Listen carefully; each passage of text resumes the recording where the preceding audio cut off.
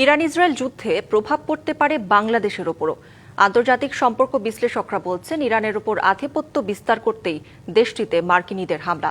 তবে বাংলাদেশের এখন পরিস্থিতি পর্যবেক্ষণ করা ছাড়া তেমন কিছুই করার নেই বলেও মত তাদের। এদিকে কাতার, বাহরাইনে অবস্থানরত বাংলাদেশিদের সতর্ক থাকার নির্দেশনা দিয়েছে সেখানকার দূতাবাস।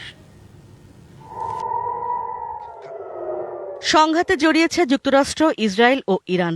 ইরানের রাজধানী তেহরান সহ বেশ কয়েকটি স্থানে সামরিক ও বেসামরিক প্রতিষ্ঠান লক্ষ্য করে হামলা চালিয়েছে দুই মিত্রশক্তি।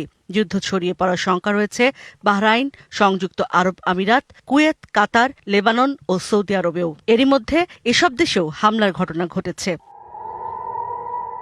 আন্তর্জাতিক সম্পর্ক বিশ্লেষকরা বলছেন, তেল সমৃদ্ধ ইরানকে কুক্ষিগত করতেই এই হামলা। মার্কিন যুক্তরাষ্ট্রে ডোনাল্ড ট্রাম্প এখন সবচেয়ে খারাপ অবস্থায় আছে তার দেশে, এবং সেই জন্য সে সেখান থেকে দৃষ্টি ফেরানোর জন্য এবং আরো কিছুদিন যাতে টিকে থাকতে পারে সেই জন্য সে এই যুদ্ধ লাগানোর জন্য অস্থির হয়ে উঠেছে।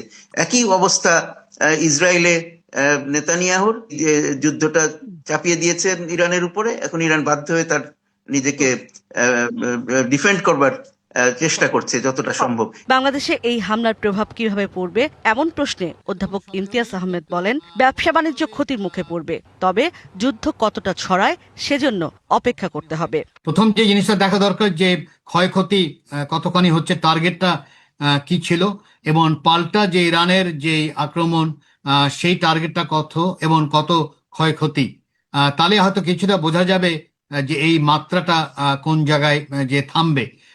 যদি বড় আকারেই যদি যুদ্ধ হয় তাহলে তো স্বাভাবিকভাবে সাপ্লাই লাইন ক্ষতি হবে। যদি বেড়ে যায় তাহলে তো একটা ইম্প্যাক্ট পড়বে, শুধু বাংলাদেশে না, একাধিক দেশের উপর ইম্প্যাক্ট পড়বে। এছাড়া যুদ্ধ দীর্ঘায়িত হলে এর প্রভাব শুধু বাংলাদেশে নয়, বিশ্বের প্রায় সব দেশেই পড়বে বলে মনে করেন তারা। Ishrat Jahan Urmi, DBC news, Dhaka.